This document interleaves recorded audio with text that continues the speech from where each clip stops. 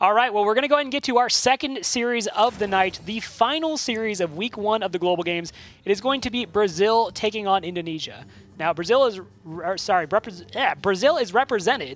by Legolas, Coglarine, Loxodontes, and Leomane. Corey, you want to talk us through Indonesia? Indonesia is represented by Nexoc 40, Vertigo, Resdan, and Liga Game Joth, who I think we're just going to be referring to as Joth going forward. Liga Game used to be the team that he represented. It actually still is, yeah. Still is? Yep, he's on the Liga Game Esports Club, which actually originates from Jakarta, capital region of Indonesia. So, yeah, we'll just go ahead and call him Joth, but this is actually a battle that has been years in the making, Cora. Tell me why, Rob. Okay, listen. Okay, so Indonesia has like 17,000 plus islands, right? It's a lot of islands. They have way more islands than Brazil. In one of Brazil's scant islands, Snake Island, you literally can't even go to. You're actually like forbidden to go to there by the Brazilian government because it's just so full of venomous snakes. So yeah, that's the point for Indonesia. But I want to point out now that Indonesia is widely considered second in the world in terms of biodiversity. So that's all the different types of flora and fauna. And guess who's number one, Cora? I don't know, man. Is it Brazil? It's Brazil. The Amazon. Yeah, I'm sorry. I geek out over this kind of stuff. You can see Indonesia and Brazil up here on the screen. But so this is, that's a point for each of them. And this feud was only ever going to be settled in the tavern. It's the only possible place that you can decide. I've got more islands. I've got better flora and fauna. Where can we figure this age-old feud out? It's going to be in the tavern. I would say that is in the future where everyone should settle their differences. Just take it inside. Absolutely. That wasn't scripted. That wasn't. That was just a TJ and Nathan moment purely off of divine intervention. So here we can see the teams representing Brazil and Indonesia and their class picks. Again, all 9 classes are represented, 2 for each player, and then the ace gets to pick up the 9th. So game number 1 is going to be Loxodontis taking on Vertigo, Paladin Shaman, and Warrior Paladin.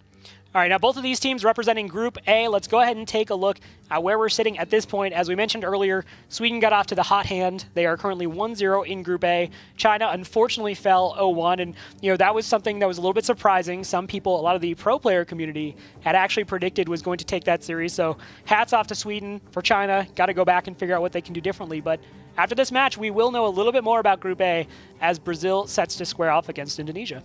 And of course, Brazil is my pick going into this tournament, but Indonesia, I'm really excited to see how they perform, just because we simply don't know a lot about them as a team or as individuals, as a nation representing the Hearthstone Global Games.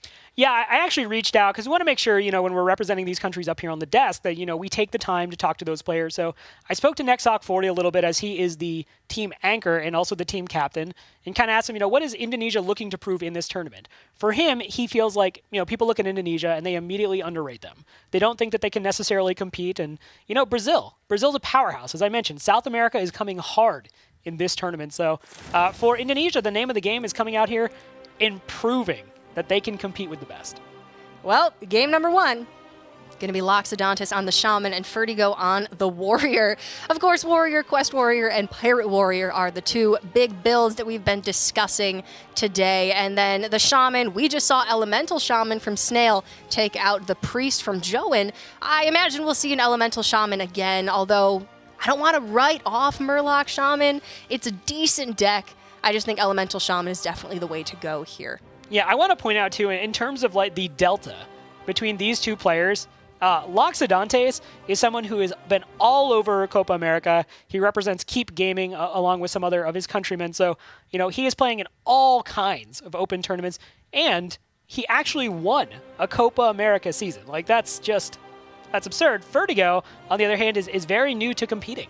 This is something for him where he hasn't necessarily put in as many hours, had as much experience as Loxodontes. So Loxodontes, as we look here, won the 2016 Copa America Grand Finals, has earned 26 Hearthstone Championship Tour points in 2016, and competed in a few HCT preliminaries. Loxodontes plays for the Brazilian Hearthstone team Keep Gaming alongside Brazilian players Correa and Ness. And if you're thinking, I recognize Correa, actually played in the 2015 Americas Championship. Yeah, Correa is a very well-known Latin American and South American player. And then here we look at Fertigo.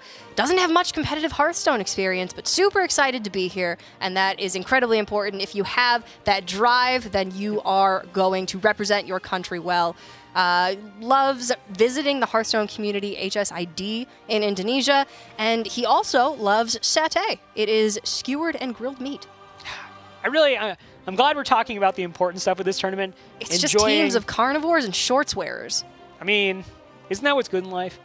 Yeah. I mean, I'm wearing pants, but I can get behind shorts. Same. Yeah. But again, Fertigo's coming into this, and I think you hit on a big point. Yeah, if you're coming in and you're clearly way less experienced than your opponent, having that attitude of, okay, I'm going to see, obviously your goal is to win, but if you don't, what can you learn from your opponent? What can you learn from playing against someone of that caliber? And do you have the mindset to absorb that loss and kind of go, okay, this is how I'm going to get better. These were the mistakes I made, as opposed to just writing it off to, something you couldn't control. So very eager to see what Fertigo does, not even just in this match, but also in the coming weeks of the tournament.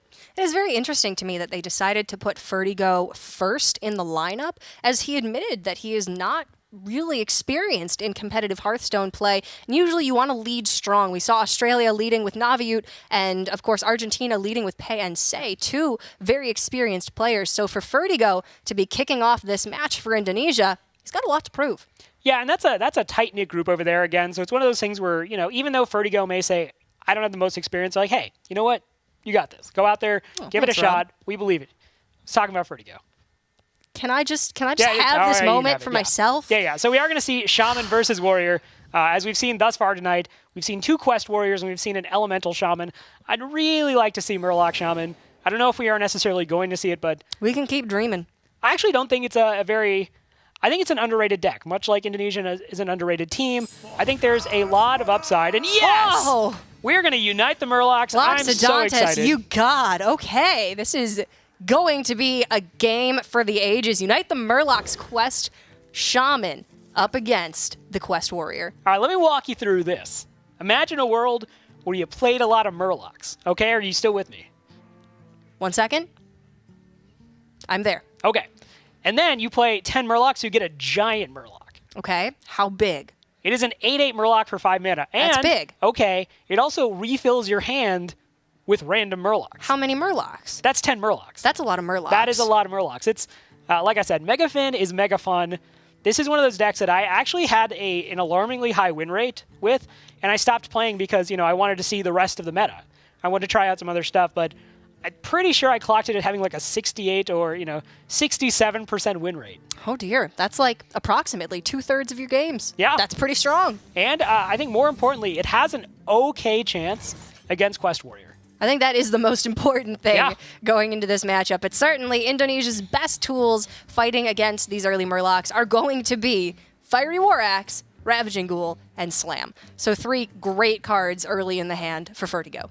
Yeah, the way you want to approach this as the Murloc player is you just basically just want to go like full out. You just want to play as many Murlocs as possible.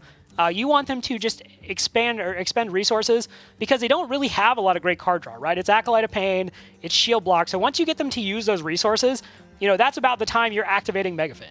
That's when you're like, okay, well, here's a whole bunch more Murlocs.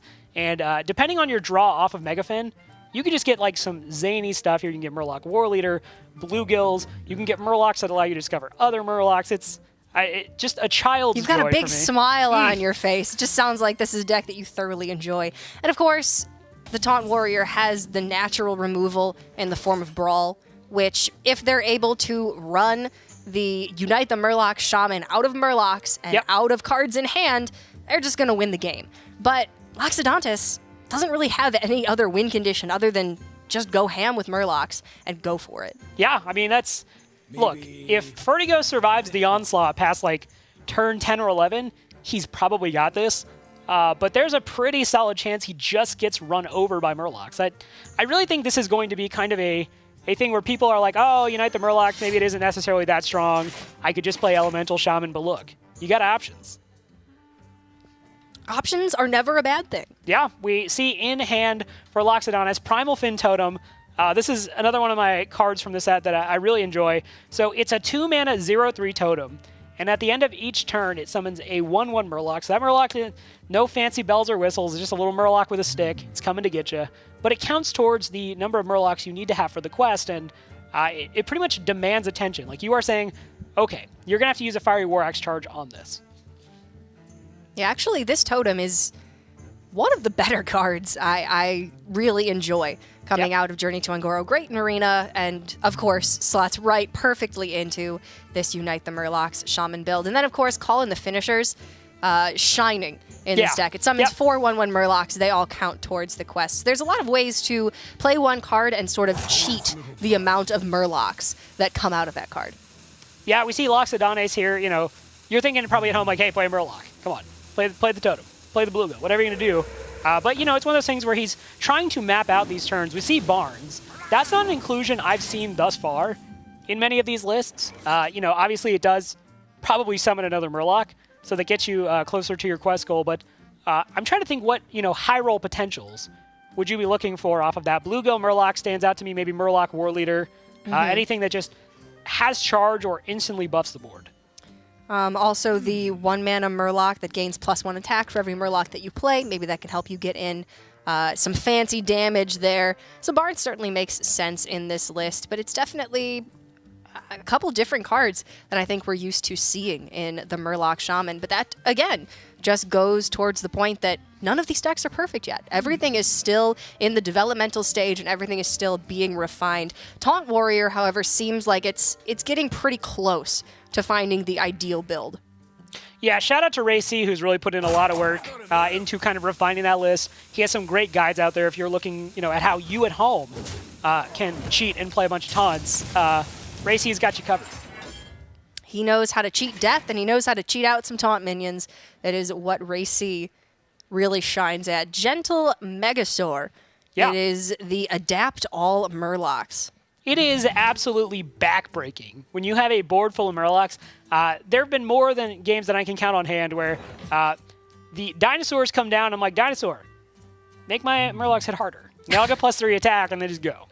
They're just like, wow, this is the worst day of my life if I'm playing against this. It is important to note that Adapt All Murlocs gives all of your Murlocs the same adapt choice. So if you get Wind Fury for one of them, you get Wind Fury for all of them. You do not get to choose what they all have individually.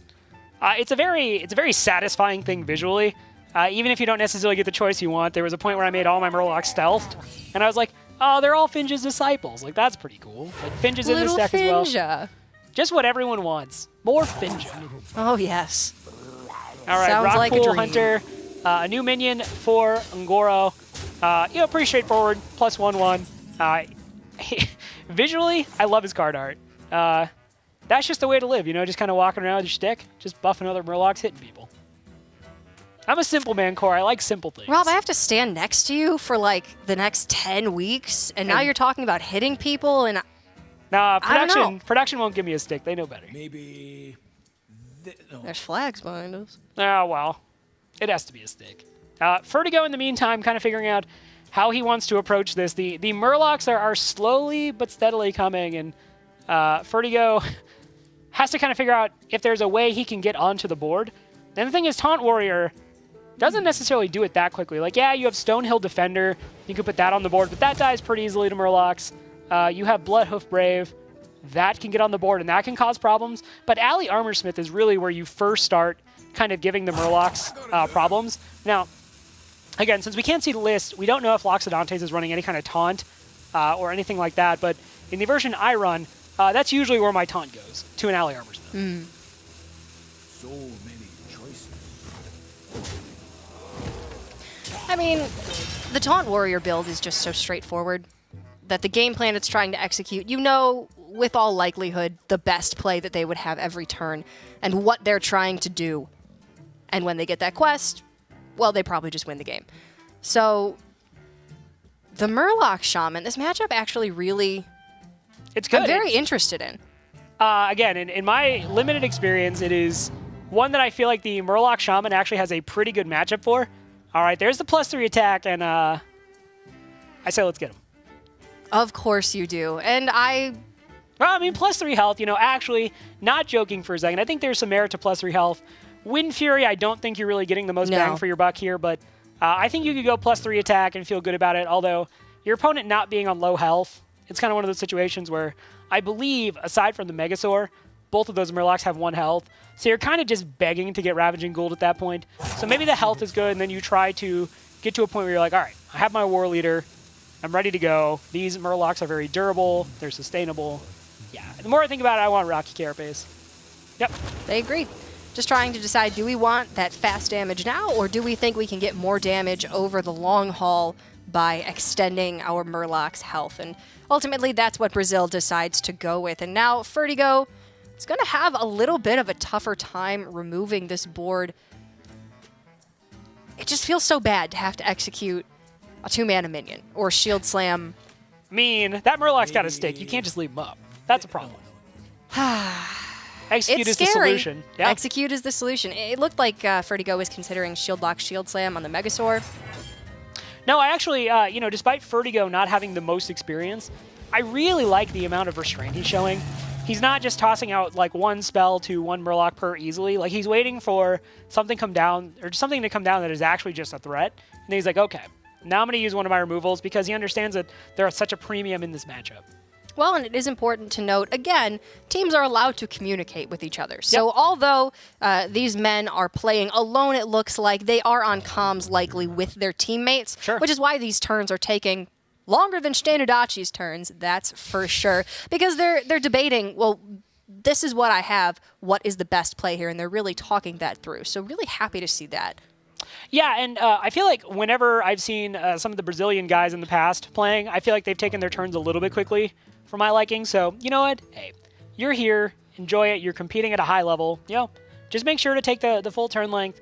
It means I get to hang out with you more, Cora. So obviously, I know you love that. I'm extremely excited about that. Until we get Cardboard Cora online. Cardboard Cora is the best invention that chat can't know about just yet. Yep. Yeah. Sorry, chat. Maybe later. One day. All right, so looks like Loxodon is just thinking about playing down the Primal Fin Totem.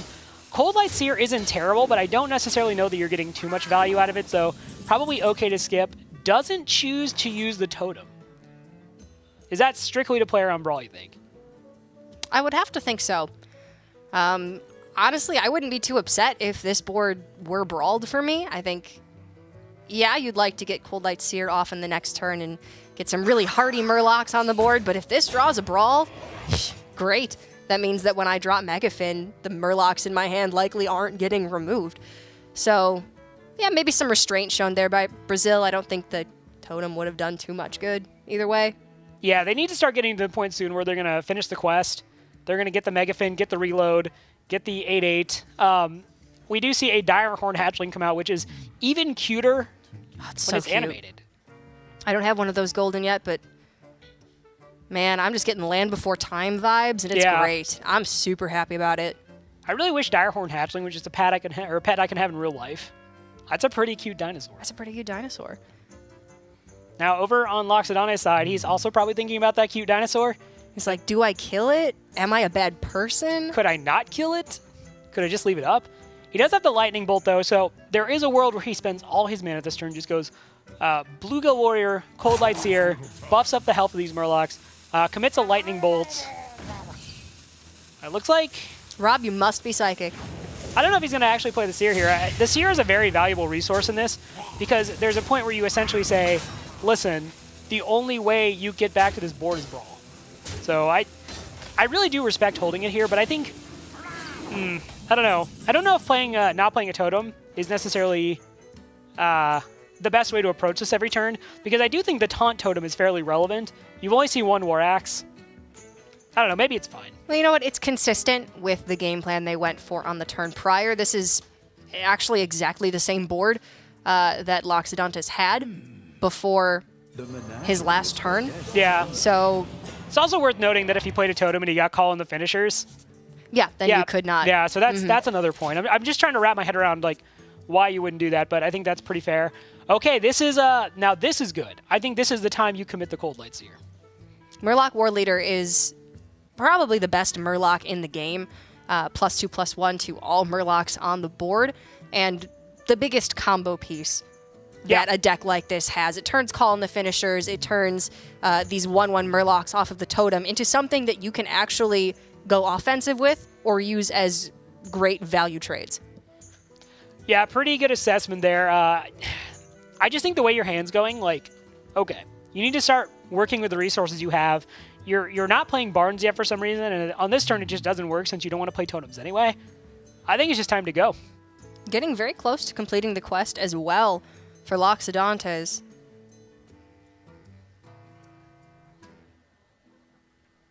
But I do respect the amount of patience being shown here. I say no more patience. I say go time. Get No, him. he disagrees. Okay. I think this is still a very strong board, to be never fair. Cold Light Seer. Feels bad, Seer. Poor Seer. I Seer mean, and if- Barnes are just hanging out like, when's our day going to come? If you can draw out a brawl with this board, where most of your power has been coming from a 2-mana totem that's just stuck around for like 4 turns, I think you're okay with that. Like, yes, this board looks strong. It's deceptive. Deceptive and easy to destroy. What's the tagline? Like, Yeah. something deceptive, but Deceptively easy. easy. Something fun. Insanely difficult to master. Yeah. All right, well, and suddenly there was one Murloc. You know how that wouldn't have happened? Go on, tell me. How would that not have happened? If they had more health. Oof. Oof. Ooh, Finja. Okay. Well, I'd say So- that's probably the best thing you want to hit off Barnes. I take back my answer from before. Yeah, Because Finja is actually just insane. Yeah, and this is definitely the time to commit that Cold Light Seer. Now, you've seen a Whirlwind, you've seen 2 Ghouls. There isn't too much just yet, but it also allows you to complete the quest. So, yeah, this is pretty big. Empty out that Lightning Bolt out of the hand because it would have just filled up valuable space a Murloc could have occupied. So, I think that's actually very important as well. Yeah. You want to get the quest on the turn that you're emptying your hand.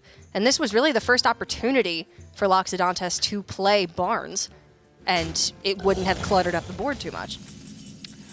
yeah, Vertigo suddenly in a kind of bad way. Although, if he Dirty Rats the Mega Fin, Oh, no! this is disgusting. Loxodontes. We've all been robbed. No! All right, so, yeah, this is pretty much just how you lose as the person playing Unite the crap. Murlocs. That's awful.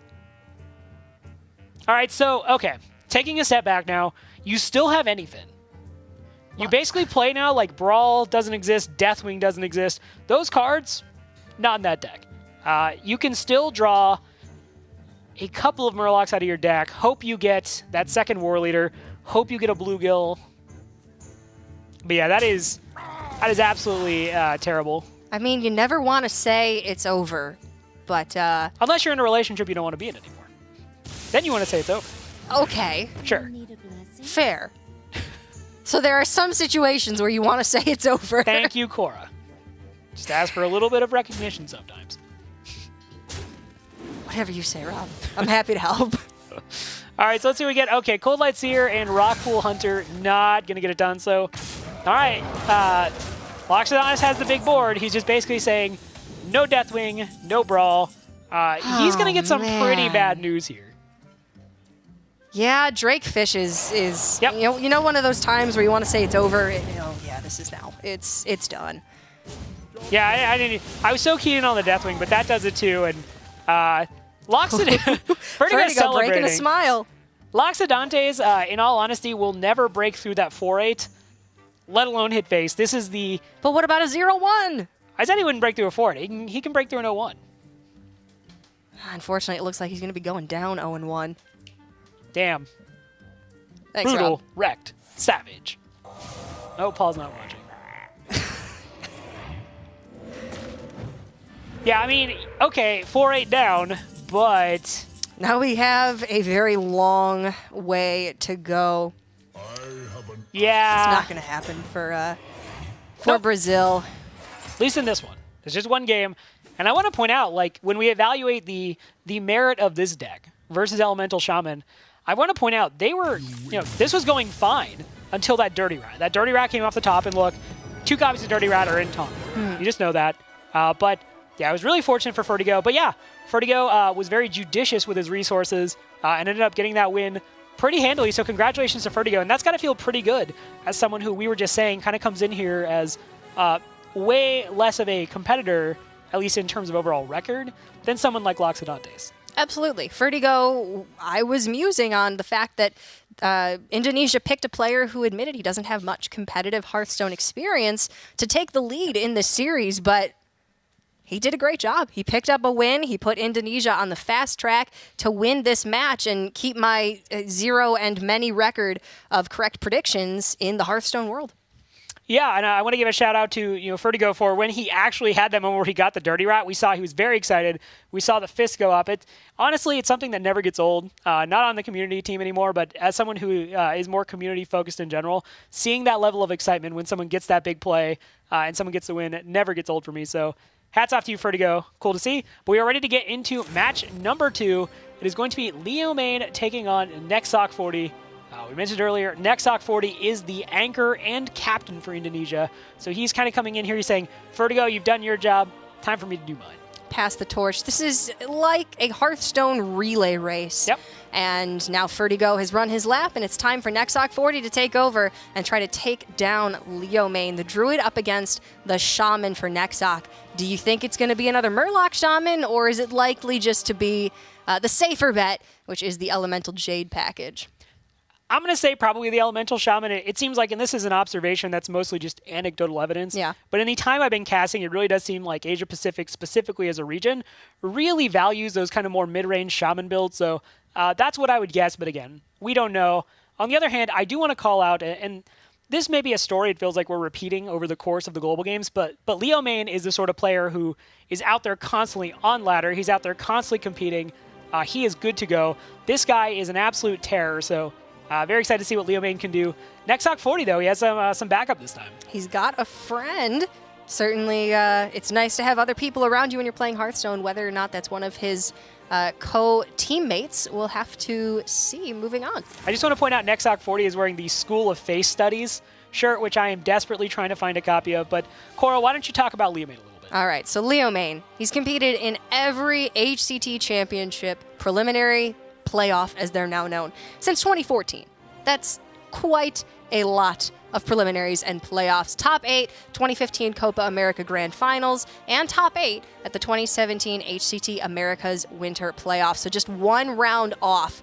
And then Leo Main, top 10 HCT point earners for Brazil. So very impressive stuff. You from could him. just literally say for Leo Main's biography, numbers, numbers, numbers, numbers, won a lot of things, competed, plays at a high level. So that's close. That's but exactly not what it quite. says. Yeah, he's looking for that big breakout performance. Nexoc 40, on the other hand, competed in the 2015 Last Call qualifier for the World Championship and the 2 Southeast Asia preliminaries in 2016, so he's putting himself out there.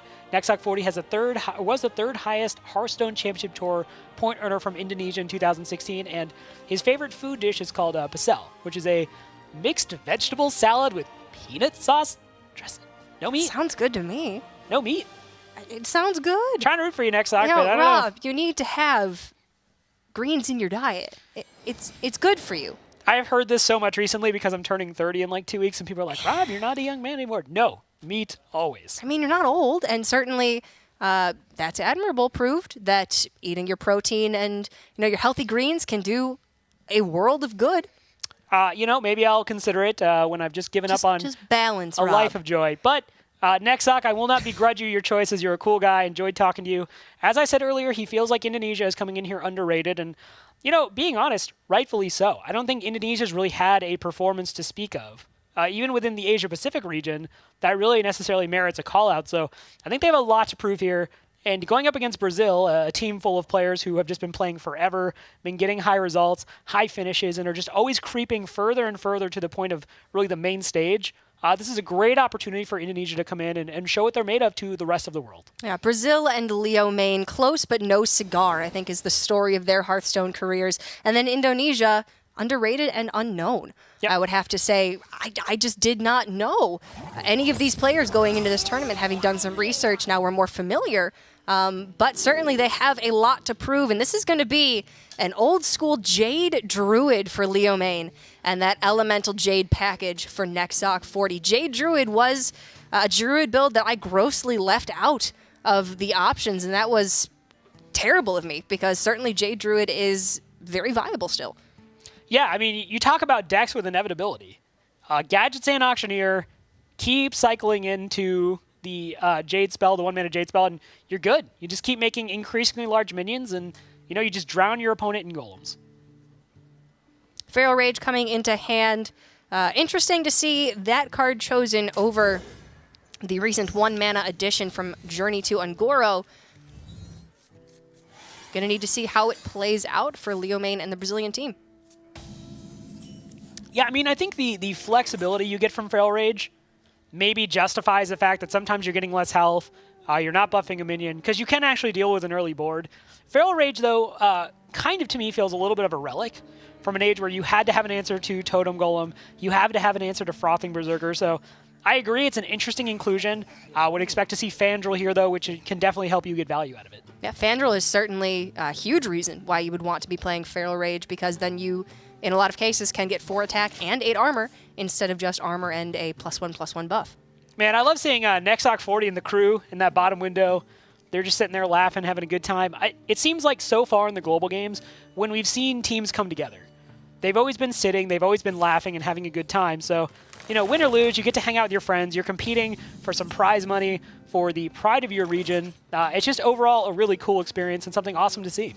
Hearthstone is best when played with friends, and though it is a digital card game, there are plenty of opportunities to get together with others and play at a LAN event or, just in your buddy's house. Yeah. Because you're all playing in the same tournament. Just recently, Fireside Gatherings were buffed in the most recent patch. There's some Oh, stuff they coming were? down. Yeah. Take some time to go out there and see where you can meet up and play with your friends. It can be a very social game, but looking at the game itself, Indonesia running an Elemental Shaman, as you said, that also features some of the Jade package. Probably just looking at Jade Claws, Jade Lightning, and Eye of Blackpaw. Those are the standout cards at this point. You're probably not going to see Jade Chieftain. I want to point out that since Brand Bronzebeard is now in Wild, it definitely makes Jade a little bit weaker, because you can't really have like those crippling mid-game turns where you say, play Bran, play the Jade Claws, get like a 3/3 and a 4/4, which all at once is just so much tempo. So I think that may be why we're seeing people switch over more towards that elemental version. Yeah, it definitely hurts Jade Shaman as its own archetype. Mid-range Jade Shaman we were seeing quite a bit of pre-Ungoro in the various tournaments, and it was very strong, it was very reactive, but definitely Brand Bronzebeard was a large instigator for why that deck was viable. With Jade Druid, you have Jade Idol, you have Jade Behemoth. The Jade package in this deck is just naturally much stronger than in the Jade Shaman, so the loss of Brand definitely hurts, but you can still build your Jades very, very large without him. Yeah, no, that's a pretty good synopsis of that. I do want to point out Nexoc 40 and the gang just played down Igneous Elemental. That is a new card to Journey to Ungoro. It is a 3-mana 2/3 that when it dies, puts 2 Flame Elementals in your hand. And those are just 1/2, so you may be thinking, okay, well, those aren't necessarily super big. But, for a class like Shaman, which has Flame Tongue Totem, suddenly small cards become big. It can also be a cheap enabler for cards like Blade Caller, Kalimos the Primal Lord. So Igneous Elemental is one of those cards where personally I'm still evaluating if it justifies in that kind of crowded 3 spot for Shaman, but it's definitely an interesting proposition. This card is the bane of my existence. I have been playing against so much Quest Rogue, as I'm sure a lot of you have, with the ladder being flooded with it, and this card creating 2 Flame Elementals is just so very difficult to shut down. And getting those cheap elemental activators in Shaman is incredibly valuable. Like you said, being able to slot them in on a turn before you play Blaze Caller, before you play Servant of Kalimos. It's really, really important to have those activators in this deck, which is very dependent on them. Yeah, it absolutely makes or breaks your elemental deck, the ability to have cheap activators. So, like I said, curious to see how this plays out. Meanwhile, on the board, Leo Main is really curving quite nicely into that ramped mana curve. We see Druid of the Claw coming out in bear form. We saw a 2/3 and a 1. Okay, so these are interesting choices. I have to think Kalimos is always the take. But as much as Kalimos can do a wide range of things, it's worth noting that I don't really feel like he's necessarily as powerful until the end of the game when you're basically looking for that 6 damage shutout. Because what he does on the board, especially against a class, like Druid playing the Jade package, 3 damage to the whole of the board by the time you can reasonably play Calamos is kind of underwhelming. It's not nearly as good as it would be in other matchups. I think Calamos is still the take here just because it's so difficult to deny absolutely. Just how incredible he is as a card. Hot Spring Guardian, I think, was also an option. It gives you a cheaper minion to be able to fit in over the course of your next few turns, which is important because your hand is very reactive right now. 2 Maelstrom Portals and a Lightning Storm, it's going to clean up the early Jades, but there is a barrier to how good those cards are the longer this game goes. So you would not consider Stormwatcher at all? I actually quite like Stormwatcher. Same. He's fantastic in Arena. 8 health is really hard to get over. I don't think in this case he's a pick. Oh, that's fair. I really like Stormwatcher. I think I think people could take a flyer on him. He's not nearly as weak as he might appear. He does, when you first look at him, just scream Arena card. Yeah. But I definitely think there's some value to Stormwatcher. Nexok's hand, as you pointed out, is just pretty much reactive. He's kind of waiting to get to those later turns, and if he doesn't draw another elemental prior to 7, he's going to play a Blaze Caller as a 7-mana 6/6, which, you don't have to be a genius to know that's definitely not what you want to be doing. Well, fortunately, this Igneous Elemental Death Rattle will put 2 1/2 1-mana cost elemental cards in hand. So the Indonesian team is going to be looking to kill this card off quickly and then plan out their next few turns with the help of those Flame Elementals. Yeah.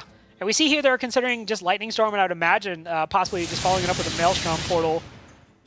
Oh. Okay, so at this point... Not terrible. Yeah, you're pretty much at this point just hoping there's no Nourish that comes off the Fandral, because that would be a huge problem, but... All right, Maelstrom Portal comes out. That is going to put those Flame Elementals in the hand.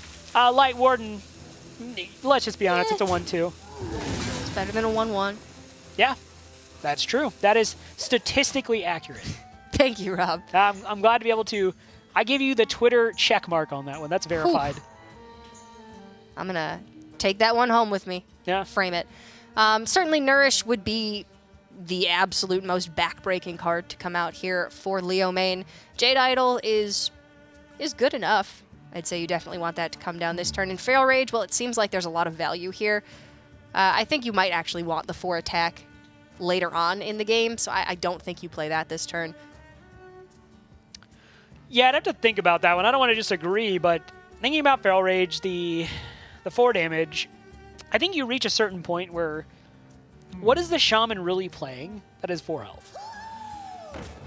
Hot Spring Guardian is pretty much Yeah, I mean... what you're looking at. I guess you're thinking maybe more you combo it into something else. Yeah. So Leo main feels similarly, decides to go ahead and hold the Feral Rage for now, and I think that's completely fair. You're really not actually accomplishing anything.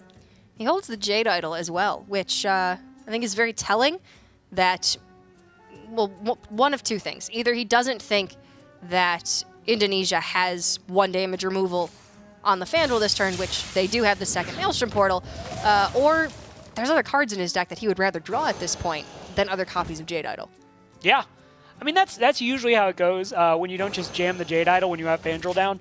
You're basically saying to yourself, okay, this is just kind of at a point where, realistically, I don't want to be drawing this. Burgly Bully. Now that is an interesting inclusion in Jade Druid. That absolutely is. It's something that we, up until this point, have only seen in, like, Reno Mage. 5 mana 4/6, whenever your opponent plays a spell, put a coin into your hand. I can see where it would be useful in this deck.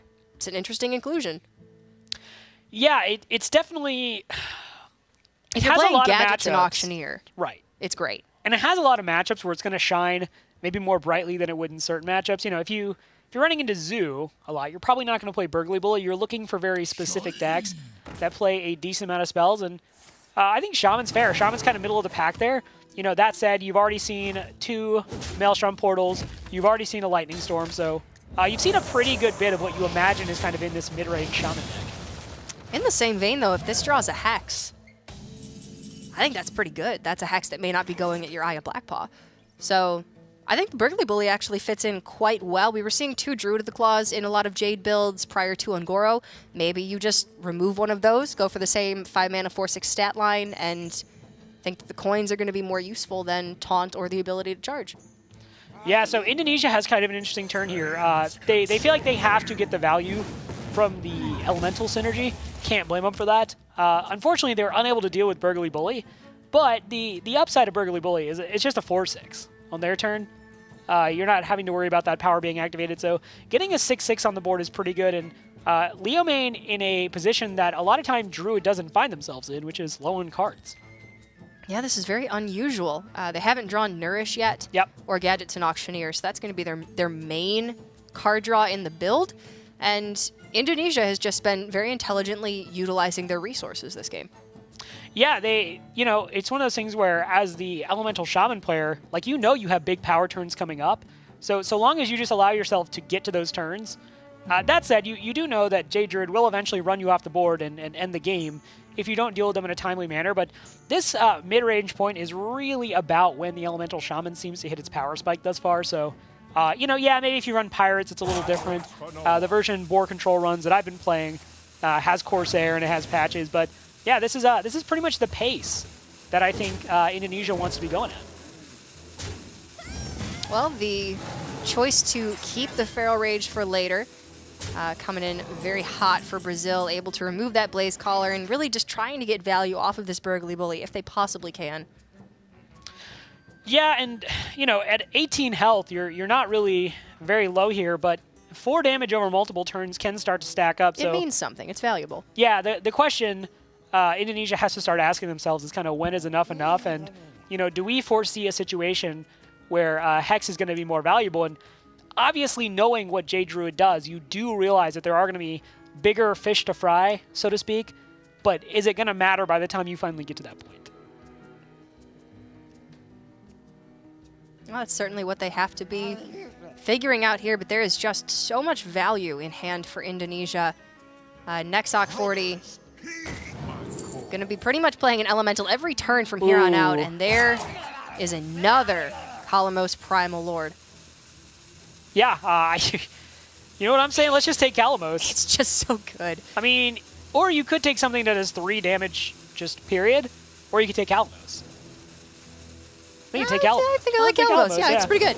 I mean, look, Fire Elemental has a little white gem. Kalamos yeah. has an orange gem. Ooh. Yeah. That must mean he's good.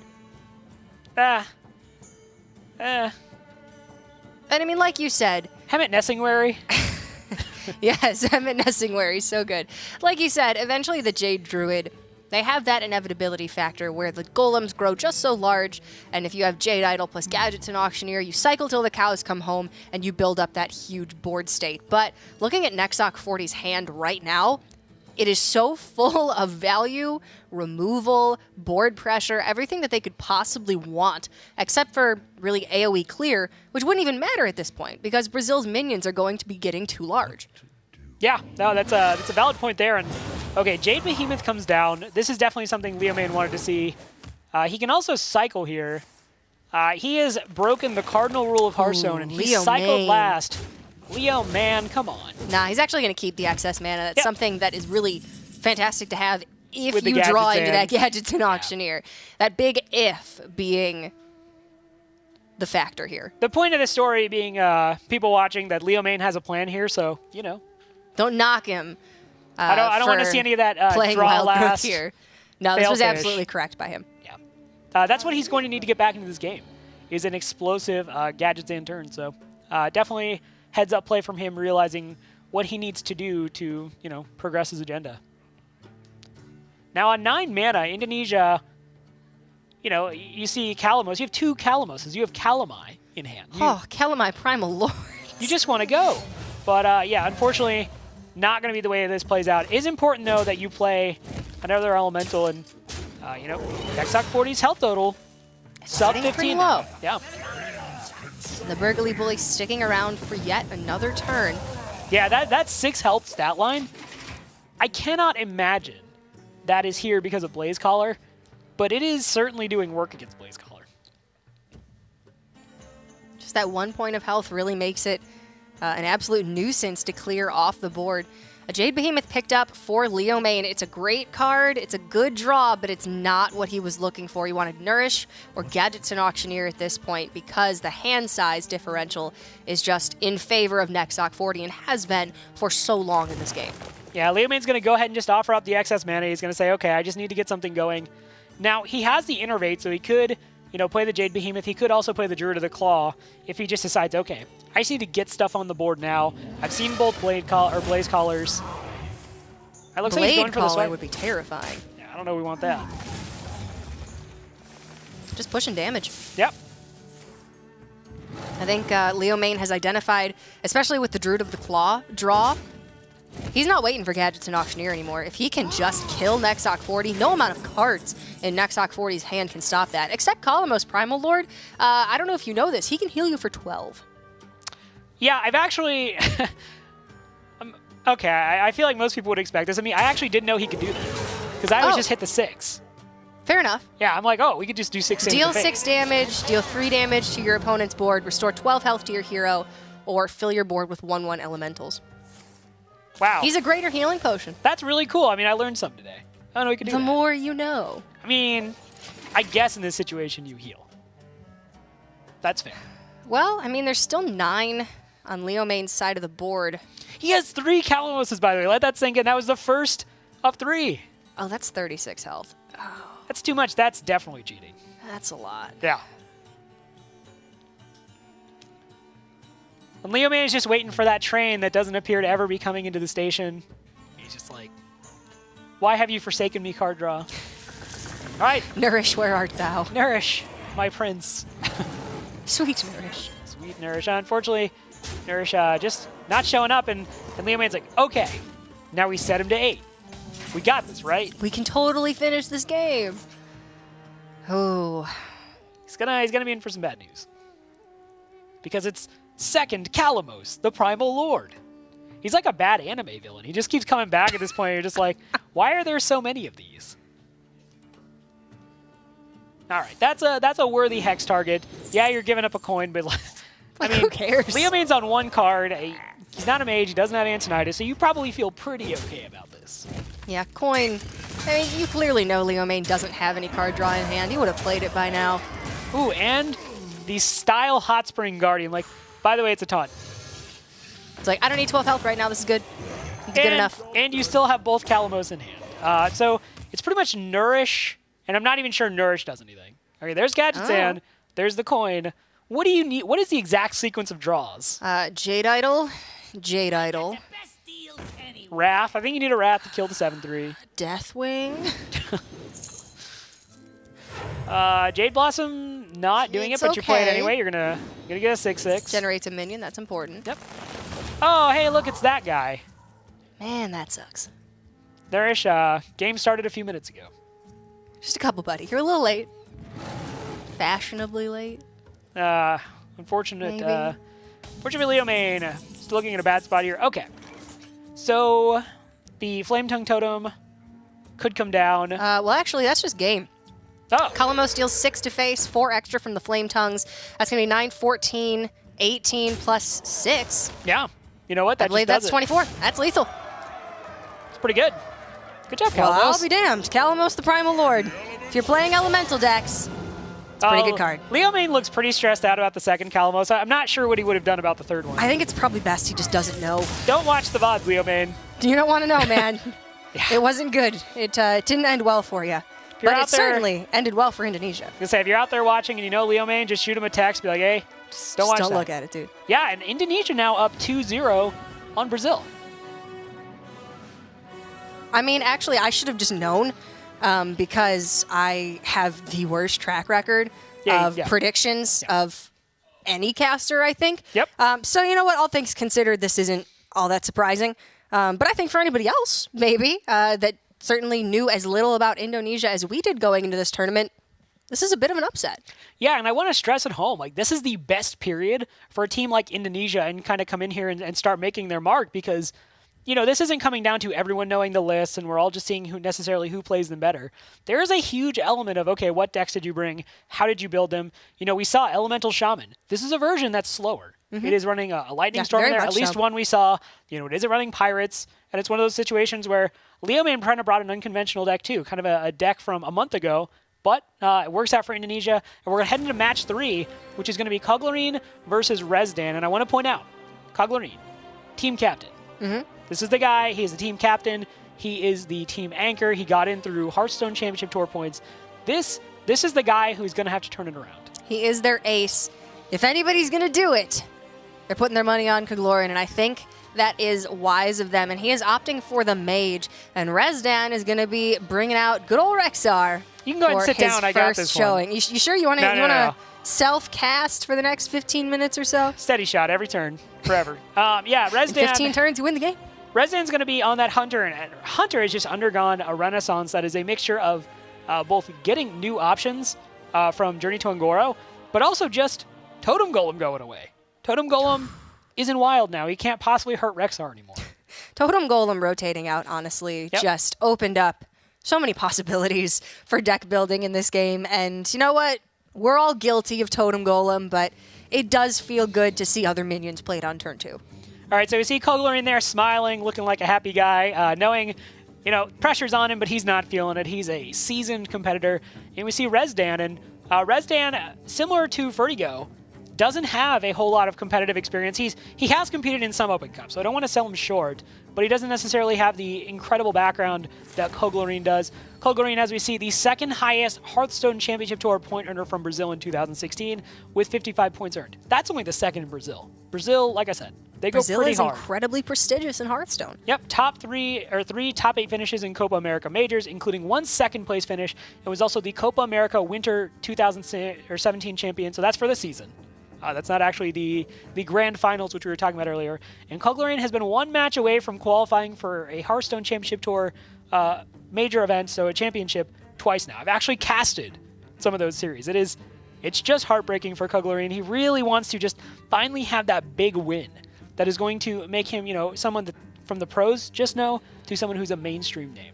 I mean, and again, I'm going to reiterate, close but no cigar for the Brazilian team. And then Rezdan, highest HCT point earner from Indonesia with 22 points. Big differential between 22 and 55. Regularly attends fireside gatherings and wants to put his country on the map for competitive Hearthstone. They're doing a great job so far, and thinks Bali is the best place to visit in Indonesia because of its laid-back lifestyle. Sounds fantastic to me. Yeah, I kind of wonder why we're even casting Hearthstone. We could just go live in Indonesia. Good food. Burbank, Beautiful California. place. Hey, don't you? You say nice things about Burbank. Burbank, California. There you I'm go, here see? a lot, okay? Yeah. The first time I came here, I was like, oh my God, it's so warm year-round. It's like witches or something. It's a very nice place to be. So when it's warm out, you just think it's witches? I'm from Chicago, Rob. That's fair. They're very superstitious people, Chicagoans, but... I was going for more of, it's pretty cold, but... Oh, yeah, me too. Anyway, Hunter versus Mage.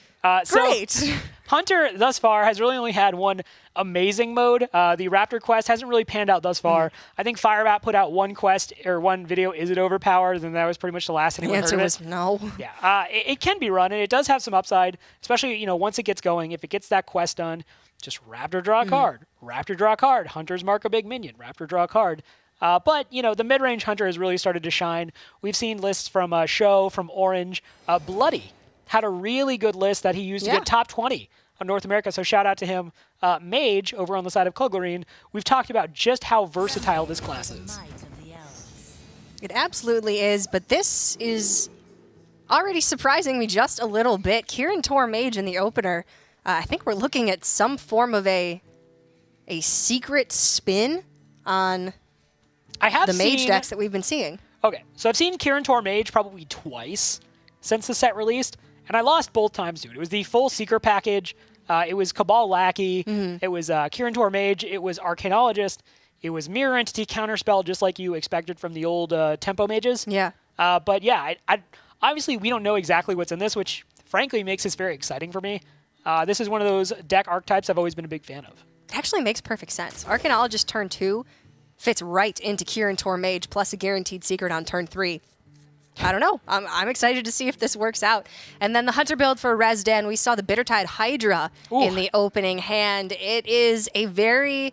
it's a card that a lot of people are torn upon. Some people think it's really great. Some people think it's terrible. clearly Indonesia is favoring the card. Yeah, I'm firmly lodged in the camp of Bitter Tide Hydra is awesome and everything I've ever wanted. It is a 5-mana 8/8. That's a beast. Like, look, you're going to take damage, whatever, but generally speaking, when you're the aggressor, your life total is a pretty, like, marginal resource you're willing to expend. Is that a shh? It came from the babbling book. Okay, good. Okay. Sorry, I was talking to you and I was looking over at you, and I just want to make sure. I mean, I can't blame you. My eyes got really big, but then I could see the thoughts going through your head. But no, came from the babbling book. Whew, we can go on and keep casting Hearthstone. Shatter was not put in a deck intentionally. It is the opposite of babbling book, but it does look like Brazil elected to keep their entire opening hand of double babbling book, Cold Light Oracle, Kirin Tormage. Makes sense to me.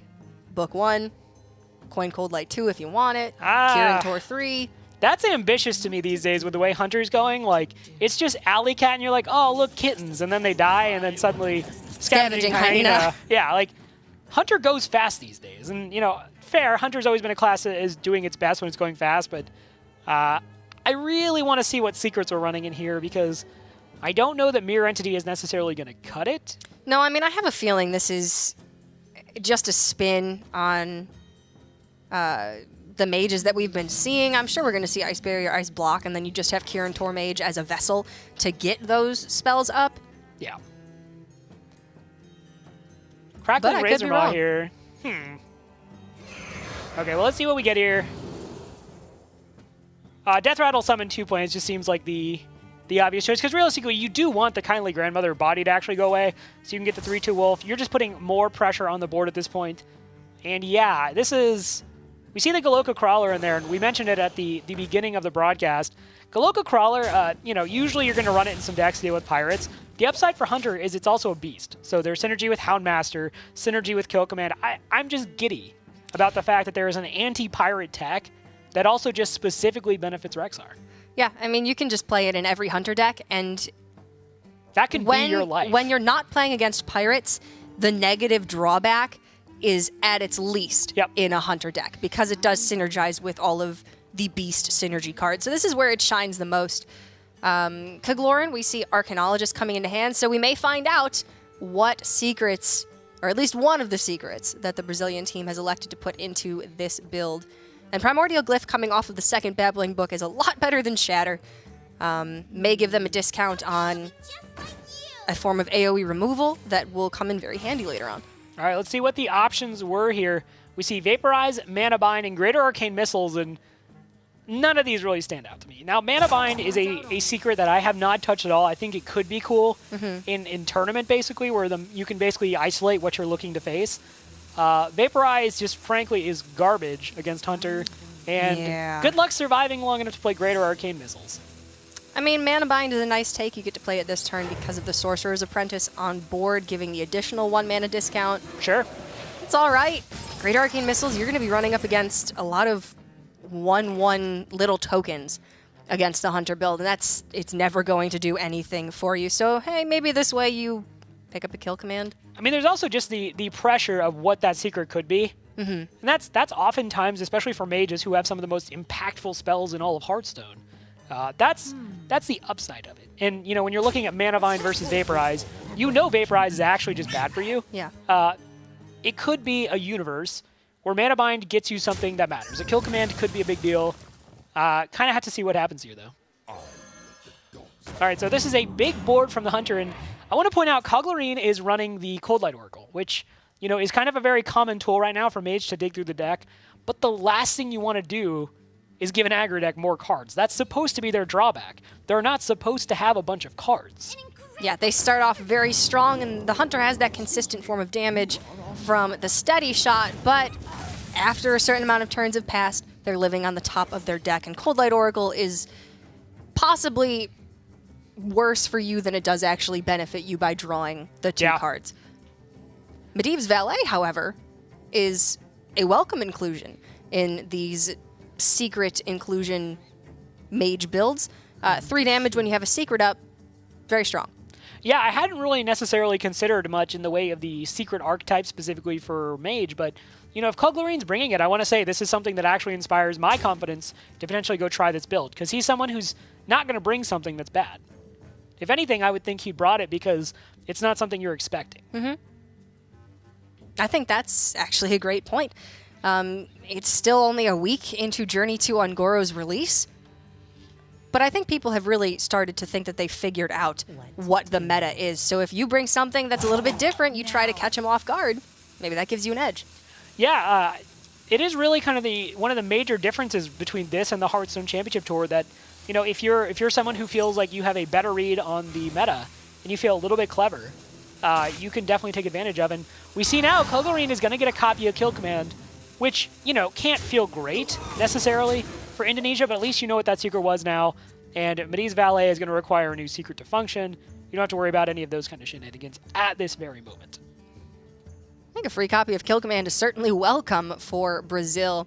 Second Cold Light Oracle coming into hand. It's looking like they're going to have to bite the bullet and draw in these coming turns if they don't pick up something better. But for now, Kill Command going to help them deal with this board. It's looking manageable at this point. Treacherous Kill Command. Yes, such betrayal. Ooh. Hey, look, it's Bitter Tide Hydra. Bitter Tide Hydra. We're playing it. We're going. Look at that. Look at that thing. I mean, yes, you're playing it. You have 6 mana, you have a 5 mana You gotta creature, and a go. 1 mana creature. It looks like the obvious play here. Yeah, it's a little risky against Mage with all the freeze and, you know, 1 damage hero power, but you're a hunter. I wish Indonesia could actually see Koglarine's hand right now. Because they're playing on that Bitter Tide Hydra like, oh, this could go against us. It could. Okay, sure. It probably won't. I mean, maybe we pick up a Frost Nova off of the Oracle. Maybe Indonesia just gets Firefly and You Alley-Cat. ever just fireball the Bitter Tide Hydra and then ping it, and you're just like, listen, this is what I got in my life right now. This is what I'm dealing with. I am going to kill that Bitter Tide Hydra. You will get to do 8 damage, but this is the world I'm currently living in. Yeah, it's something to consider. I mean, if you leave the Bitter Tide Hydra up, like if you just draw dead on the Cold Light Oracle, what's your contingency plan here? Your contingency plan is draw freeze. Oh my goodness. Okay, Primordial Glyph into Polymorph, right? We're dropping the Mana Worm. We're digging for Polymorph. You don't have the mana to play it this turn, though. Yeah, but I mean, still, you that's go the for way- it on the next turn. Or Freezing freezing potion. Next turn, if the Oracle is cleared, and you have to imagine it's going to be, how do you actually deal with Bitter Tide Hydra? Is it just going to win the game? Yeah, he's Okay. gonna Yeah, that's hero fair. power the bat.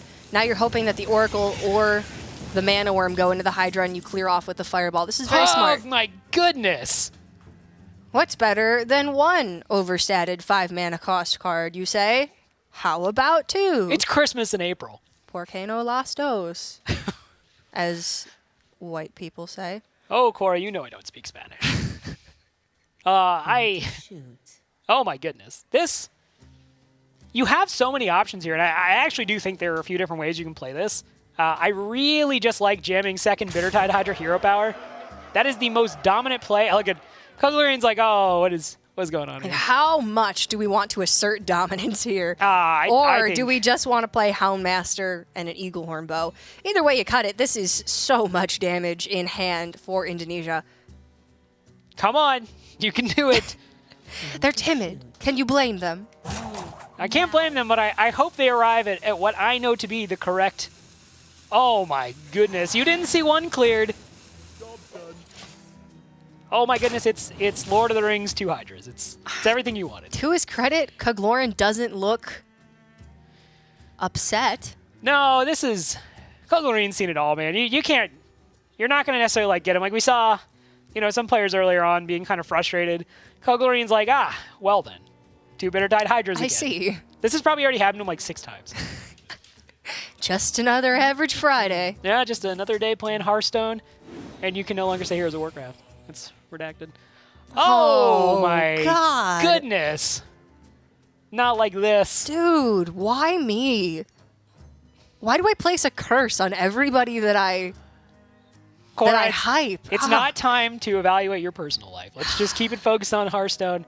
Okay, let's look at the bright side for Brazil. You have an ice block up. That's cool, right? I suppose. That's something. It's something. You're not gonna greater see- arcane missiles. Okay, this could be big. Ow. Ow. Ow. Okay. Yeah, all right. That's actually pretty good. But look, you're the hunter, man. This is why I like Bitter Tide Hydra. You don't care that you're at 15 health. Like, okay, maybe they get the fireballs, maybe it pans out, but can he pop block this turn? He can. Can he? No, he's a few off. 5, 8, 16. No, he should be able to do it. 17, 18. Yeah, you can pop Yeah, it at 1 pop with with the block, kill bow, command. kill command, hero Yep. power. Yeah, I think you're going for it. I mean, you just watch your opponent drop greater arcane missiles, which I think tells you a fair bit about what your opponent's going through. And like the thing is, if your opponent has double fireball in hand, Good luck. You know, yeah, hey, you lose, but you know, you got more games to come. This is like you can just ice out the series right here. So Yeah. I like this. Take Set him that to 1. chance. Yep. You know, either Kogoron's going to end the game here, or he's going to play second ice block. So either way, I think that is just always the best call. Frost Nova off the top. That's Nope. not going to do it now. Would have been great several turns ago. So you could Cold Light Oracle into ice block, buys you another turn, potentially buys you the burn to close out this game. But yeah, you have to Cold Light Oracle.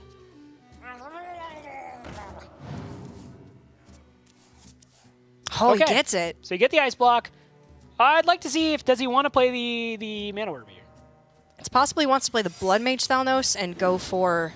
Well, no, if you just ping the Bittertide Hydra, you're doing 3 damage to face. Actually, this is game. I think they just got this all locked up. Yep. Blood Mage Thalnos, Fireball, Hero Power. Yeah, it's going to be... Okay, so you remember when I was saying Bittertide Hydra maybe doesn't have any drawbacks? Little premature on that call. I recall that time. I don't.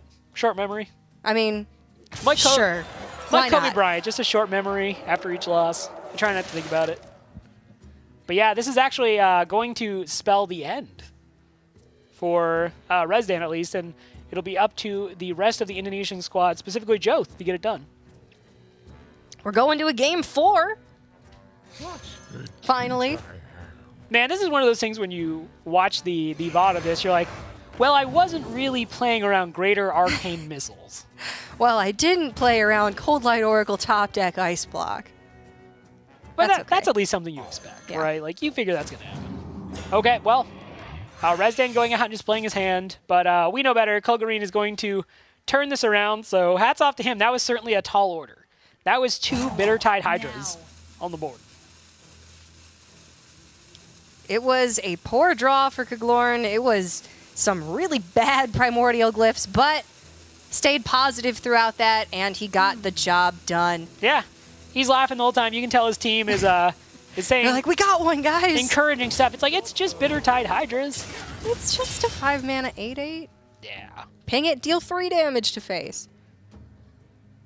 Oh, I think what I would do is I would ping the Bittertide Hydra and then fireball the Bittertide Hydra. Oh, that's good. Yeah. I like that. You remove the Bittertide Hydra, and you kill them. Well, that's going to be one game over to Brazil. Yeah, so it's not going to be a night full of sweeps. I really like what Kogalarian did there. He actually kind of slow-rolled the fireball. And I think in general, this is one of those things where because Indonesia is maybe a little bit less experienced, you feel like the subtle taunts, the really subtle BM potentially, is kind of the way to get to them.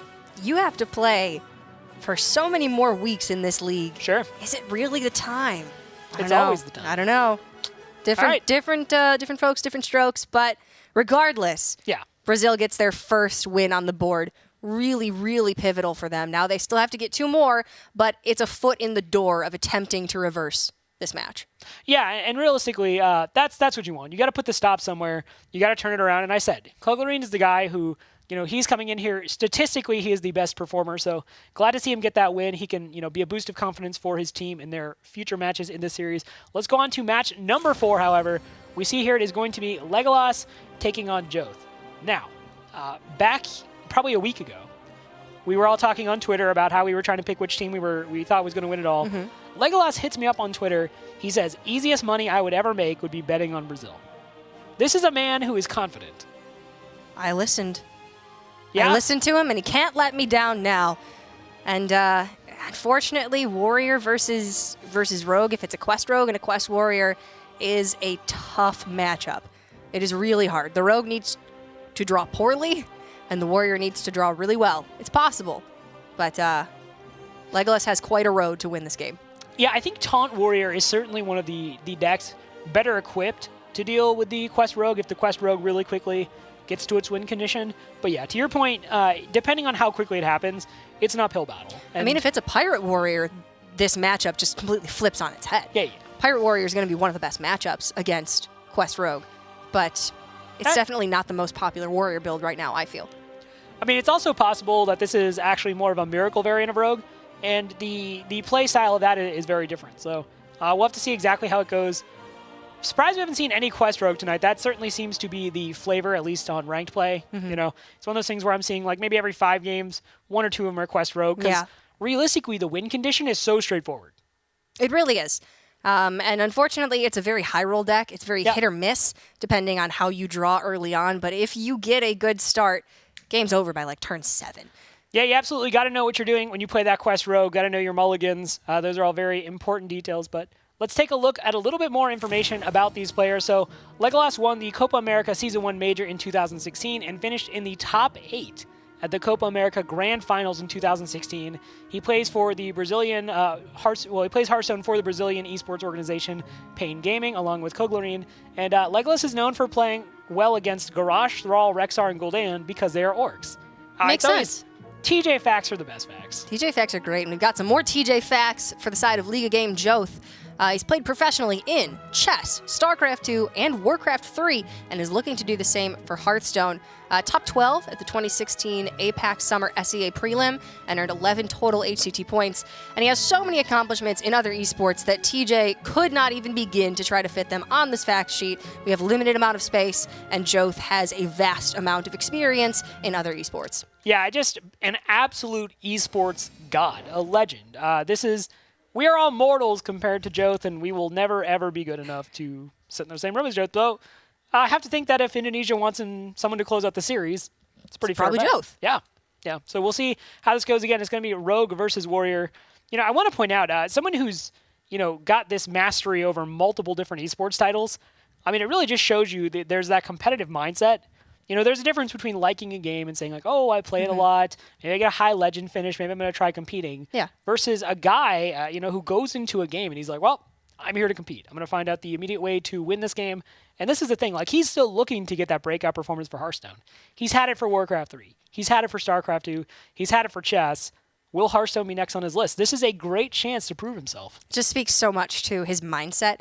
I believe that if you come into a new game and you immediately want to be the best, and you have the drive and the determination to execute that goal, power to you, and keep doing it for as long as you possibly can. And Joth actually said he doesn't believe there is an age limit on being in esports. It is a very inclusive industry, he feels, and he is excited to be able to try and break out in Hearthstone as well. I would certainly agree that in Hearthstone, there is no age limit. Brian Kibler continues, even at the age of like 55, 56, to enjoy Hearthstone despite advanced age. But StarCraft may be a different... I was going to say, I'm certainly worse at Heroes of the Storm now than I ever was at any other MOBA when I was like 21. Back then, I was just like 13 hours a day just chugging soda, eating pizza. I was a machine. So I don't know that I necessarily fully agree with Joth there, but I think for Hearthstone specifically, he's correct. And we see here, Legolas is going to be on that Quest Warrior, and Joth is going to be on the Miracle Rogue. Yeah, this is most likely going to be very similar to the list that Eloise hit rank 1 on the Asia Pacific server with. It has a lot of the traditional Miracle Rogue style to it. Edwin Van Cleef, Questing Adventurer. The addition of Hallucination and the Razor Petals, the 1-mana deal 1 damage combo pieces, really give this deck some great strength. I'm seeing Shiv in the opening hand as well. That's interesting to me. I don't think that is an absolute inclusion in this deck. I think, and when I think Rogue and I'm like, where do I get my list? I usually just go to Casey, obviously a German player of some renown, especially when it comes to Rogue. I went to see his list, and I believe his list does run Shiv. But yeah, Shiv is kind of one of those spells that runs in and out of the meta. It's a flex spot. Depending, on pretty much who's dictating what list you're supposed to be playing. I will crush you. Oh, Legolas, please. He is wanting to make his intentions known. Yeah, Joth just replies with a very calm thank you and says, okay, well, that's how it's going to be. That's how it's going to be. I respect that. Well, he's also in charge now, so. I respect that less, but you know what? I understand it. Okay, so the immediate call I want to ask you about. Do you just straight up on this, next turn, potentially, or turn 3, go for a huge questing adventure? Obviously Conceal, Hall of Fame now. Yep. Conceal is no longer a factor, so you're not waiting for that big Conceal turn with the questing adventure. With a hand like what you have, do you just maybe consider kind of going all in on that pretty soon? I think against a warrior, You don't it's win this not a long bad term. bet. Yeah. No, you don't win this long term. Certainly, that's not the rogue's best chance. And the only way, really, that Legolas is going to clear the questing adventure is execute shield block, shield slam. I think yeah. it's relatively safe to just go for it if Joth decides that's his best bet. But look at this hand. He has so many combo pieces for the questing adventure if he wants it. Yeah, I mean, the problem here is that, okay, he has to play the coin first to even get the questing adventure just out of the hand. And then from there, he can prep out the hallucination, he can backstab, but, he can't just go all in with the Ironforge portal, but maybe that's enough. Well, I think you probably hold off. Certainly they're considering it for this turn, but I don't know that it's necessary right now. One point I want to make is if you don't go for it now, the Armorsmith is going to hit one of the minions, and then backstab on it is no longer an option. You just backstab it right now. But you're losing out on the questing buff. Do you think that's a big deal?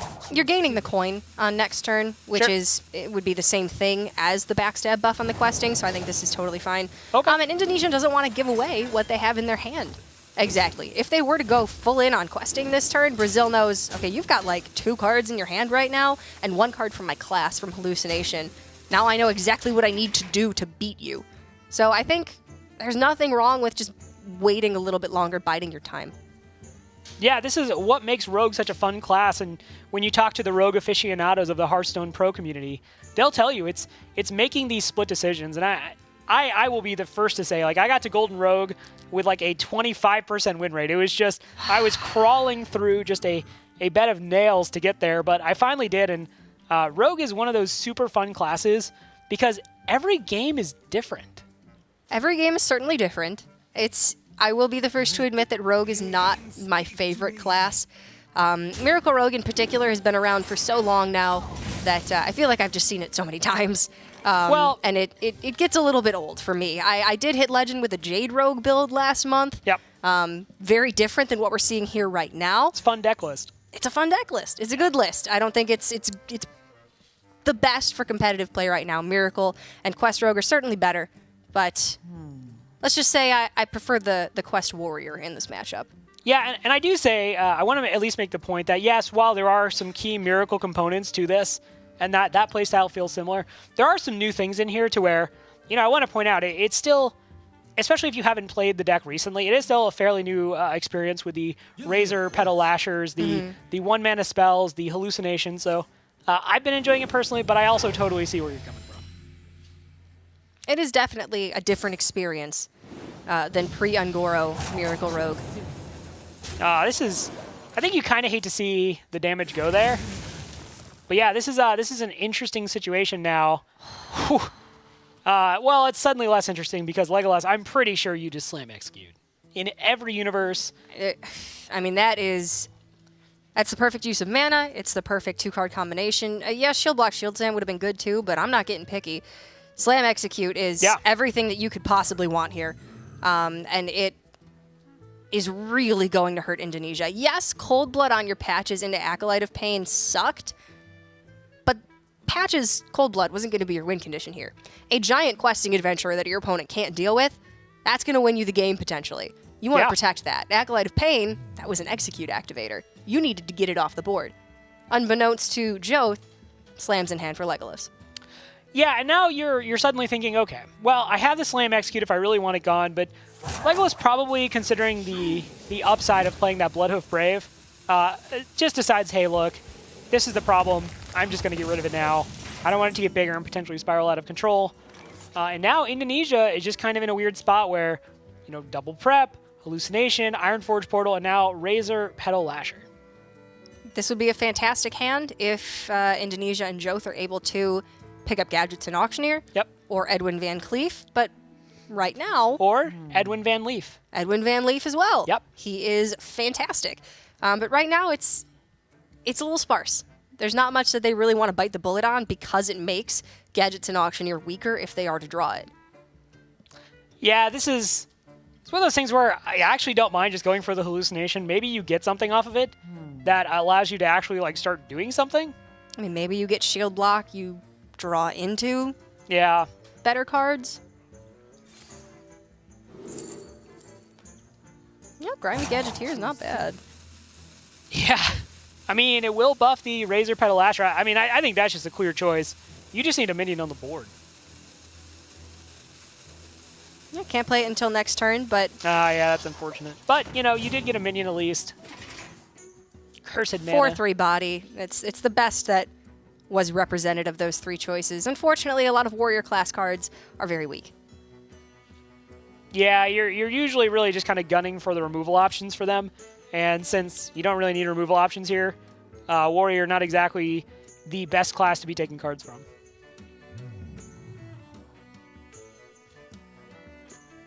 Sometimes you get high value minions. Sometimes you get Inner Rage. Can't get Bolster anymore, though. That's important to note. Oh, thank you, set rotation. You've done us all a service. You've taken away Bolster right when Taunt Warrior becomes viable. Always, as you see Bolster, press F to pay respects to Bolster. Grand Tournament card who, never really got to his prime. Rip Bolster. Feels Yeah. bad Bolster. I think, I feel like I'm just mentoring Brian a lot, but Brian did actually make a Taunt Warrior deck at one point back in the day that I believe used Bolster, but that was probably the most action it ever saw. I mean, if anybody did it, I'm betting it's Brian. Or Savitz or Tice or one of those guys. Amaz. Yeah, Probably somebody we watched on Twitch. definitely. All right, so Ironforge Portal here. I mean, it costs 5 mana. Maybe you get like a reasonable minion for 4. Maybe you get a 4 mana 7/7. You don't. You actually get something that's just literally worse. Legolas, the BM. The Grove. Why? Okay, as you see, it's pretty playful back and forth. Legolas is laughing. Even Joth is looking kind of excited. You know what? I love this. Well-natured fights between friends from different countries. I mean, I don't know if these guys are friends. That's just it. I They're talk friends now. We're all friends in the tavern. Aha. Haha. Nexuck 40, said that a lot of the Indonesian guys know the Brazilian guys because they play on the same servers Yeah. and they talk back Yeah. and forth. So, I mean, it's possible these two actually know each other. Maybe they know each other. Maybe they hate each other because No, they not in played each other at High Legend. I don't know, Rob. Well, Joth continues just being a bad situation. Yeah. At the mercy of his draws, as Admirable would say, and often does. Yeah, that's right. You spend a lot of time with Admirable. I feel like you probably do. know all the Admirable. This is the first time that I've actually casted with someone other than Admirable in like 8 weeks. No, you casted with Lothar for the championship. That's tour. true. I did Yep. cast with Lothar. Yep. I wasn't Got around him to. enough to learn Got the to. Lotharisms. Yeah. In case you don't necessarily tune in, Oh. and you should, Cora is one of the flagship casters for the Collegiate Hearthstone series. So Oh, stop. I'm blushing and they can't even see. we do have the championship coming up pretty soon here, so we will both be involved in that. But yeah, in the meantime, Joe's just basically trying to turn nothing into something. Stolen goods isn't going to do it. That's actually standard bolster right now, and I'm ashamed that I forgot it existed. But yeah, it's just as bad. And then you see it not activate. Oh my goodness. Legolas is having an absolute field So day. bad. I mean, he is in full control of this matchup right now. It's honestly just going through the motions until the rogue draws gadgets and auctioneer, at which point maybe they can fight their way back into the game. I mean, But even that's not a guarantee. This is something worth noting now. The way the quest works for the warrior, look, playing minions is just always strictly like a reasonable thing. It 'cause you're always- advances you towards a goal. Right. Whereas, the nature of rogue, at least at this point in the game, is just basically you're always drawing spells. And if you watch the plight of the priest class, spells are sometimes not always necessarily going to do much for you. They're not developing you on the board. They're usually pretty reactive. what makes spells so good in Rogue is the fact that you can chain them up together really quickly to do things, like buff up a questing adventure, make a giant Edwin Van Cleef. Usually what makes it good. We do see Mimic Pod into the hand now, so if this is a Gadgets and Auctioneer off the Mimic Pod, this could be big. Okay. Sharazin Corpse Flower. Okay, that is another big inclusion from Journey to Ungoro. 4-mana 5/3 Death Rattle, go dormant. Play 4 cards in a turn to revive this minion. So essentially, once you play it on board, it is always going to be there. It lives through brawls in its dormant state. And if on any turn you play 4 cards, it comes back as that 5/3 minion. It is a huge nuisance for Taunt Warrior to deal with. Yeah, and the card art, that was actually the same face I made when 2 Bittertide Hydras were on the board. I was that excited. Can confirm it was nearly identical. A little bit less orange and leafy, but pretty close. My stocks, were just flailing around. I was very excited. I had the flower eyes, but yeah, maybe a little bit too little too late, but I think the start of how you get back in this game is jamming both Sharazin Corpse Flowers. I mean, talk about legendaries that influencers wrote off prior to Ungoro. This card looked bad, and it turns out it's not that bad. Back in the day, people wrote off Dr. Boom, too. They were That's true. We did that. The way of the future. We're going. Yeah, that happened. Yeah. Hey, you win some, you lose some. Yeah, it's not a complete science predicting like over 100 cards in the meta. Yeah. Happy to say a lot of times the guys and girls get them right, but yeah. Thank you for that. Okay, Sharazin Corpse Flower now goes dormant, goes into its little pod comfy plant hut. Comfy plant hut. Yeah. Just as you called your arms stalks. Okay. There's a trend. I feel it. Yeah. Yeah. Yeah. All right, so more than enough cards in hand to reactivate the Corpse Flowers. You can play Stolen Goods even when you don't have a taunt minion in hand. That is the value. With its dying breath, it's like, look, I can do something for you. I can revive your Sharazins. I'm trying, man. It's the best you're going to get. This is fun. I've yet to see 2 Sharazins on the board at the same time. I love this. This was something that was previewed before the set came out. Sharazim has the little leaves that are obviously lighting up as the cards are played, so very exciting. Okay, and this is really telling of this game state so far to where realistically this is still not actually a problem for Legolas. No. Being honest, Legolas is in such a good spot. He's progressed so much towards his win condition.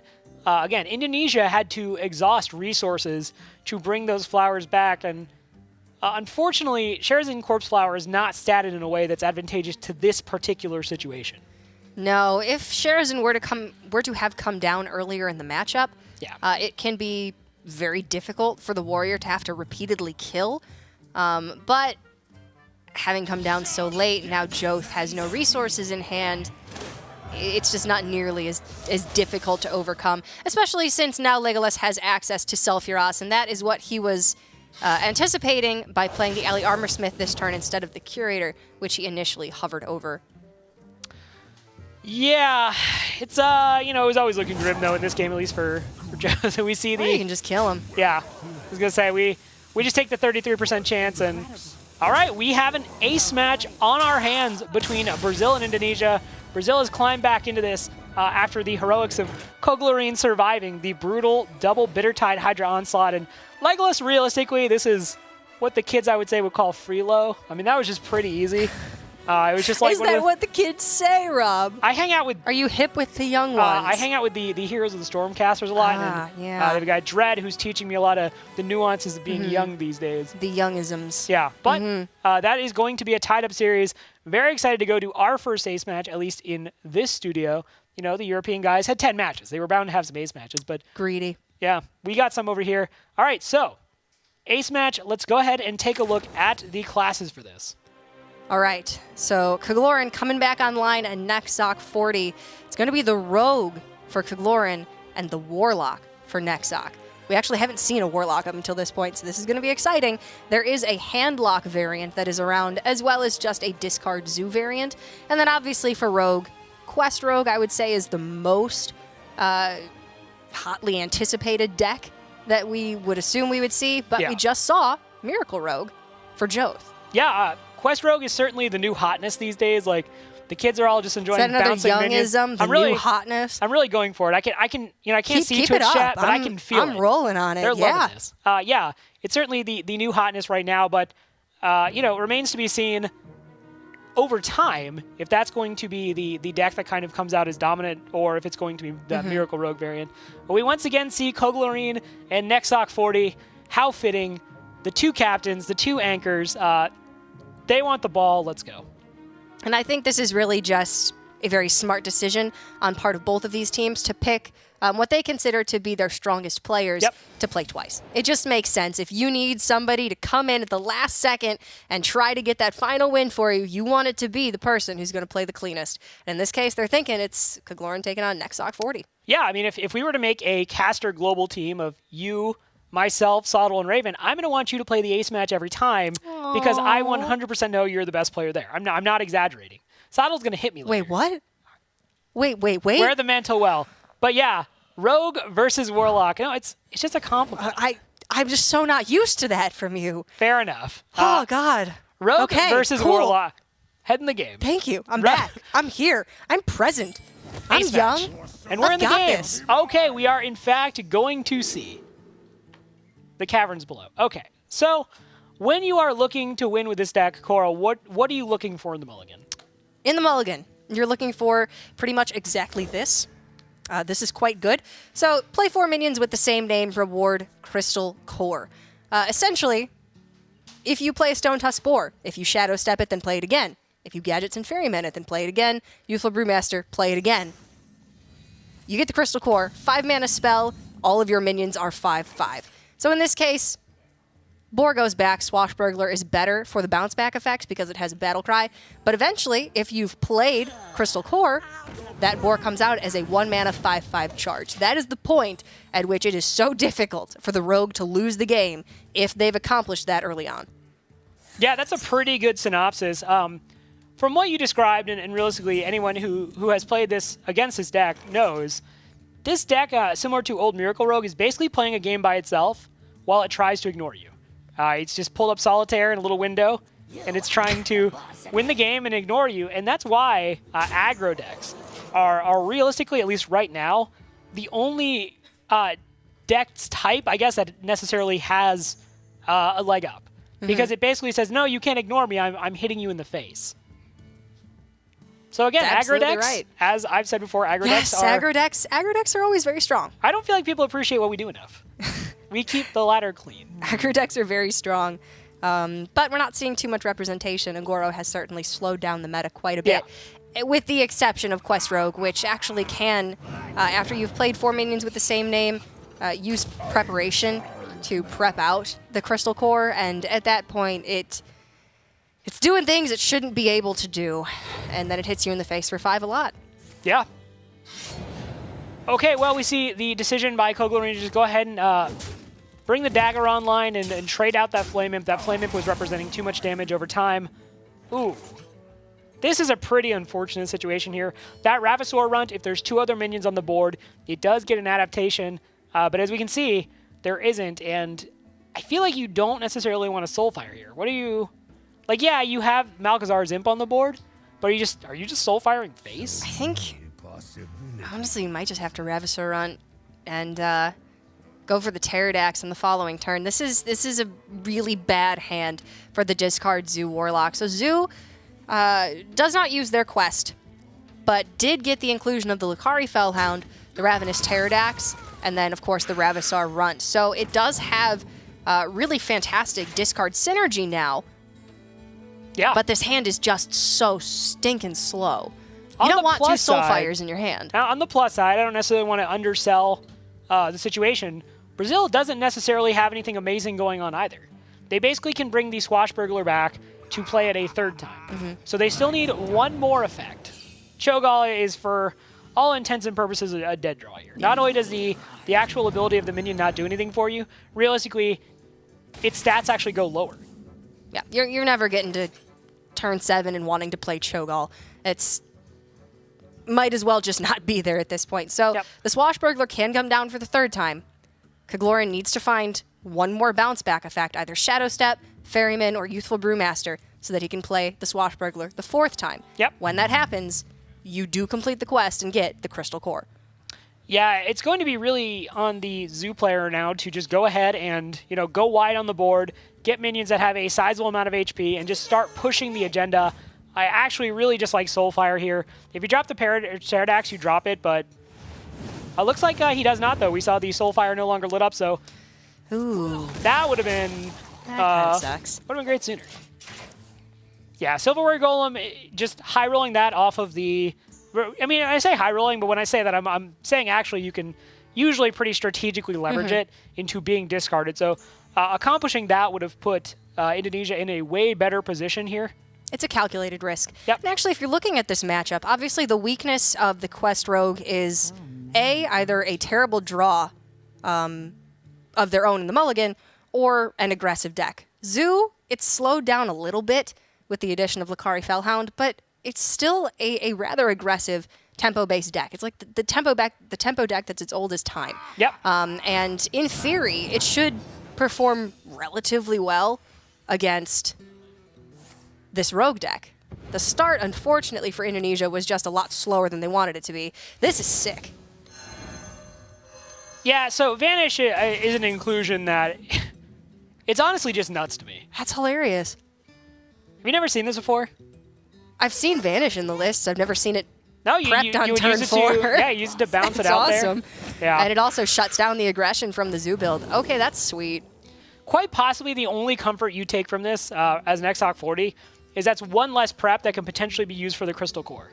So you basically are like, okay, I have a little bit more time in my head because prep is probably, the second copy of it is probably not in the hand. But it is absolutely a race against time now because you know with all certainty that quest is about to be completed. Yeah, it is a brief comfort, but a comfort nonetheless. And actually looking at Indonesia's hand right now, it's pretty spicy. Doomguard will come down likely on the next turn, discard Silverware Golem, which comes on board as well. And it's looking like Brazil will have to wait an additional turn to be able to play Crystal Core. If that takes up their entire turn, maybe Indonesia has enough aggression on board to close out this game before Crystal Core even matters for the Rogue. Yeah, I think that's pretty much the only silver lining you read in XOC 40. And I actually like this. Just go for the plants. Just basically try to have as much on the board as possible so that if he spends his turn looking to, just deal with the board, you're making it as resilient as possible. It's looking like they're thinking about feeding time this turn and then Swashbuckler and immediately Crystal Core next turn. I think this is really smart. You are risking taking way too much damage if you leave that Knife Juggler on board. Okay, so could look at the Pterodax and then just going for Defender of Argus. But you pretty much realize you have to deal with those 1/1s. Yeah, those are 5/5s Which is, if you leave them on the board. Which is essentially where the beginning of the end is. Because you're no longer hitting face, which is the only way you're going to win this to begin with. But you're not going to realistically probably trade enough to where you can somehow eke out a win. So 2 of these 1/1s going down easily. Do you Doomguard into another one? Honestly, yeah, you might have to. I don't hate the idea. Voidwalker, hey, look, that's a 1/3. I'll take it. Now I'm probably going face. Okay. I mean, you have to figure out how much damage you have. You have, with what's on the board, you had 8, 11, 12. It would have been 17. Yeah. You've ditched both Soulfires. That would have made Argus or Direwolf an out.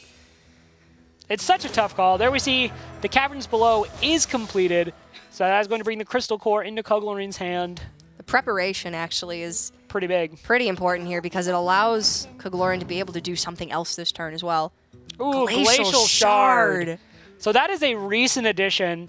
This was not necessarily in the original lists for this, but Glacial Shard is just, to be honest, brutal. It is a 1-mana 2/1 that obviously is going to become a 5/5 with the Crystal Core activated, and Battlecry freeze an enemy. So if you're just thinking, all right, I'm dying to aggro, that's the only thing I'm losing to. How do I beat it? That's how you beat it. Nice to meet you. You were just sitting there the whole time, like smiling, like, I just want to say this thing. But, yeah. Next Talk 40, though, and Indonesia are just suddenly... I'm going to be honest, I don't know how you win from this point. If the Doomguard wasn't frozen, you could at least take one of the 5/5s off the board and just kind of go from there. You could trade in the Silverware Golem and the Ravasaur Runt, You leave up the Voidwalker to soak something up. You could potentially use the Pterodax, stealth it, try to do something, but I think you got to go Pterodax here, and then I think you also have to go Ravasaur Runt and just try to stealth him. If you'd hit face last turn, there'd be an extra 5/5 on the board for them, but they would be down to 14. You'd have 2, 3, 6, 7. It's just tough. Are going to need Taunt. Yeah, there's taunt. Okay. That's a start. Ravenous Pterodax, destroy a friendly minion, adapt twice. Oh, this is okay, so automatically selected Volcanic Might. At least you got something out of it.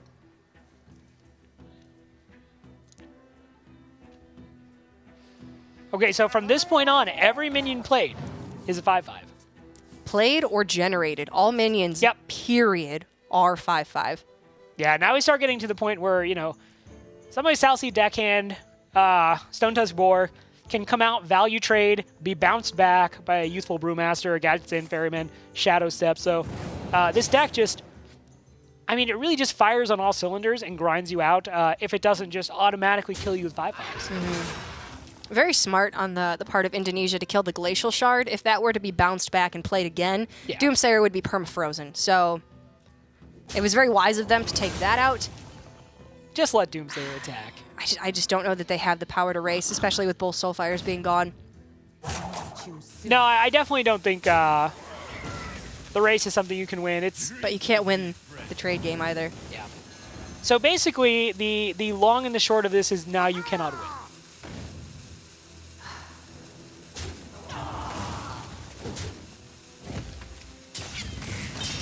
Yeah, and before we necessarily go to the point where we're like, all right, well, Crystal Core Rogue just kind of did its own thing and won, you could certainly go back as Indonesia and look at some of the places where you didn't necessarily go face. I think there was definitely some missed damage opportunities, but I certainly think when you had the 3/1/1 Pterodactyl tokens on the board, I think you had to deal with at least 2 of them.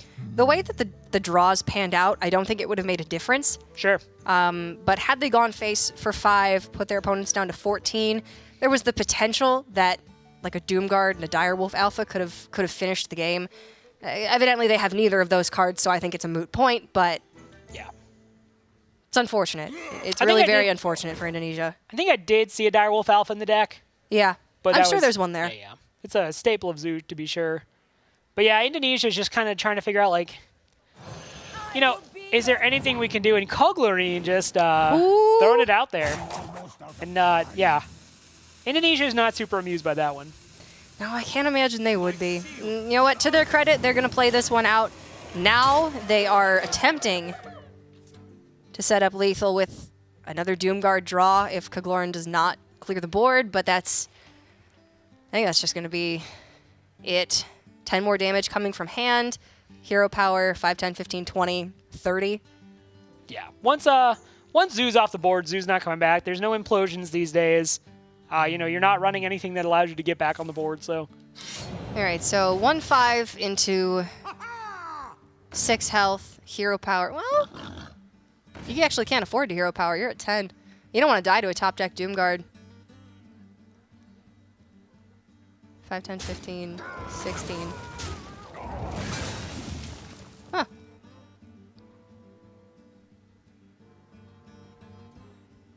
I mean, if there is upside, Brazil's hand is pretty much at the moment just nothing impressive at all. No, it's It's quite bad. It's all generated cards off of Swashbuckler. Oh, do you play the Apothecary?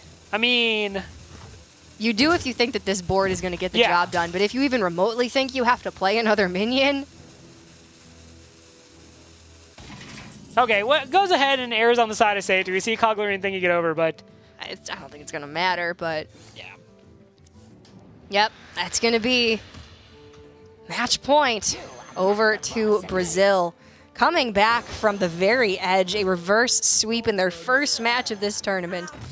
Yeah. We see Indonesia finally giving that little bit of a smile, like, okay, well, you know, we lost. We played a really good series. They brought, you know, Brazil to the brink. So that's something certainly to be proud of for Indonesia. Yeah, absolutely. They put on a very good show with those first 2 games, and I'm betting Brazil was getting scared. I certainly was, wearing my Brazil pin. And, obviously we're a little bit biased here, but Indonesia, I actually think that I was subconsciously rooting for, just because they came in here so, good-natured and had so much to prove. Certainly this isn't the end of their run. This is only the first week in the Hearthstone Global Games, but a strong start out of the gate for them, I think, would have meant a lot more than it would have for Brazil. But ultimately it went to Brazil, and they are looking very, very good. Yeah, I mean, if you're Indonesia, you walk away from this. I mean, look, the reality is you're up 2-0, get reverse swept. It happens. That sucks in every conceivable universe ever. But, maybe a day later from this, you're going back, you're watching the VODs, and you're with your friends, and you're like, look, we actually made this really competitive, and we were definitely the team that was unfavored coming into this against Brazil. So I think there's a lot to learn from this. Let's go ahead and take a look at the score for this. Why don't you go ahead and walk us through what happened there, Cora? All right, so first 2 games were quick for Vertigo and Nexoc 40. Unfortunately, that's the only 2 that Indonesia put on the board. And from there, Kagloran and Legolas were able to carry Leomane and Loxodontes on their backs to victory in this first match of the Hearthstone Global Games for them. 3-2 victory, ultimately, over Indonesia. Yeah, so congratulations to Brazil. Let's go ahead and take a look now at Group A standings. We see Brazil and Sweden at the top, China and Indonesia at the bottom with work to do in the coming weeks. But as you said, there's a lot of Hearthstone left to play, so still ample time to fix that score, get out of the group, and move on to stage 2. And game score very well may matter going forward if we have tiebreakers in this tournament, and 3-2 victories and 2-3 losses are a lot better for the losing team than a 0-3. Yeah, I definitely think that's very important to note. And, even when we're looking kind of at these matches and fans at home, you can definitely see, look, these were close. The 3-0s, those are going to happen too. I would be lying if I said I expected Australia to get 3-0'd by Argentina. Yeah. But, having the 3-2, 2-3 score still, feels pretty good. Yeah, it sucks, but it's respectable. So certainly Indonesia not out of it yet. This is only the first week of Hearthstone Global Games, as we keep reiterating, and there is just so much more play that we're going to be seeing from them.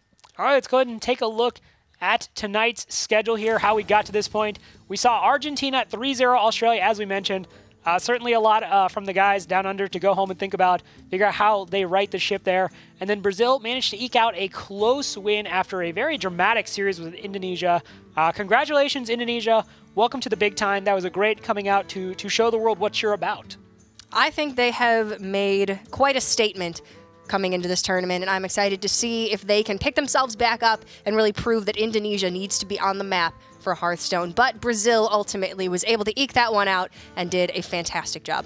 All right, let's take a look at the Group C standings now at the end of the night. This is the end of Week 1 now. We are officially done.